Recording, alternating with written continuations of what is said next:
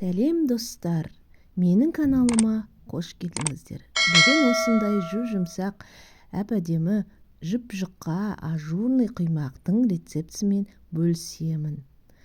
Құрамы описаниеда жазылған. Бір стаканның өлшемі ол 200 мл болып саналады. Таза ыдысымызға 3 жұмыртқамызды саламыз. Міндетті түрде барлық өлшемді өлшеп салу керек. Сол кезде біздің құймағымыз әдемі, тез дайындалатын болады. 3 жұмыртқаның үстіне жарты шай қасық тұз саламыз. Және 3 ас қасық қант саламыз. Осының бәрін араластырып, венчикпен араластырамыз. Қантымыз ерігенше араластырып аламыз. Осыларды араластырып алғаннан кейін үстіне електен өткізілген ұнымыздың жартысын саламыз. Жартысын салып, тағы да венчикпен араластырамыз. Міндетті түрде ұнымыздың бәрі араласу керек. Ұнымыз іртік болып қалмау керек. Мұқият араластырайық. Ұнымыздың тек қана жартысын салдық.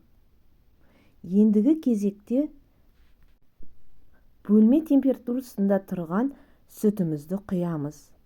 Тағы да венчикпен араластырып жібереміз. Іртік қалмау керек. Ары қарай тағы жартысы ұнымызды салып, електен өткізіп, тағы да араластырамыз. Келесі қайнап тұрған суымызды екіге бөліп құямыз.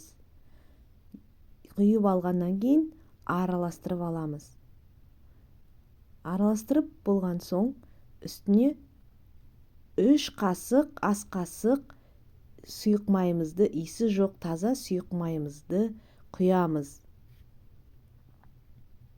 Құйып араластырып аламыз. Енді кезекте пісіреміз. Тавамызды отқа қойып, май жағып аламыз. Бір рет жақсақ жарайды. Келесі қамырымызды құйып, құймағымызды ары қарай пісіреміз.